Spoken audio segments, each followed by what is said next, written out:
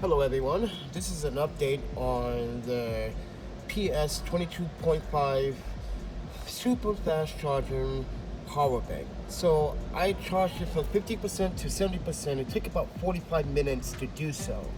I am using this Ray Power dual 36 watt turbo wall charger, as you can see. And I'm using my GoPro to record this. So I want you to just be very transparent how this device works. So it took about 45 minutes to charge from 50% to 70%. That is a 20% within 45 minutes. It's pretty decent, but I expect better.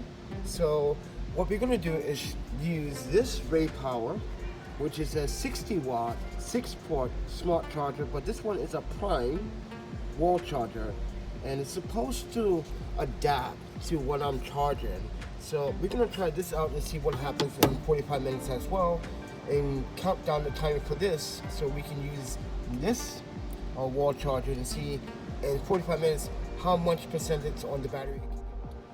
Hello everyone, so I noticed a problem with the Ray Power 60 watt 6-port charger. Normally you would see the green icon on this super fast charger power bank, but you don't see that icon. But with this power bank, this wall charger for Ray Power, which is a 36 watt, you do see that green icon. But I also noticed that this is actually charging this much slower than the 36 watt, which tells me that I was better off with this wall charger than this 60 watt wall charger. And not only that, I noticed also the charging rate is much slower. It took about 4 minutes to give me 1%. It only took about a minute and 47 seconds to give me 1% with this wall charger. So I'm definitely going to be using this one more than this one for this particular product. And since we are on the subject about super fast charging, why is this not working properly for super fast charging, but this one is?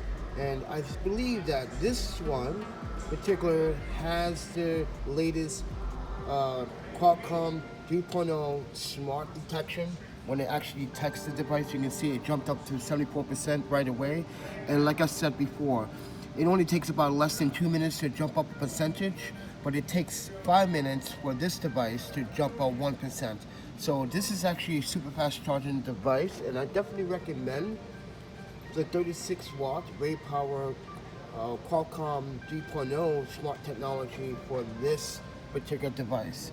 Now, if you do have a fast charging device or wall charger, make sure that the green icon comes on. That means that it's actually super fast charging the power bank. If it doesn't come on, then it means it's a normal charge at 2 amps. So let's talk about the ports for a second here. Let me explain how these work. So the USB ports are only to charge your devices. The Type-C port is actually an in and out port, so you can charge the power bank, and you can use that same port to charge your device. But the micro port is not an in and out, only an out, so you can only charge your device. Now, to power this on or turn on the power bank, it's the power button on the top here, 1 time to turn it on and 2 clicks to turn it off. In 2022, if you're looking for a power bank that sets your needs for fast charging, this might be the way to go, but make sure that you have a wall charger that supports the latest Qualcomm QC 3.0 quick fast charging. With that said, everyone, this is the Panda Photographer. Please do subscribe, like, and share.